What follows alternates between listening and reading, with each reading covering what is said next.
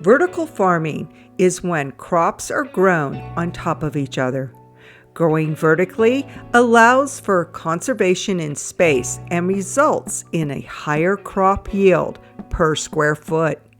Vertical farms are usually grown indoors in controlled environments.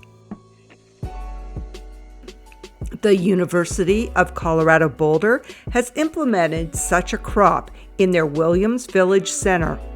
This unique greenhouse is a centerpiece to the student dining hall's salad bar of Williams Village and can be viewed as you are building your salad. The greenhouse controls health factors such as sunlight, shade, humidity, and temperature levels, which in turn provides optimal growing conditions. This method of growing has an impact on food miles, which reduces the need for the harvesting, cleaning, packaging, and transportation from another farm, giving the CU farm virtually 0 food miles and having a positive effect on the environment.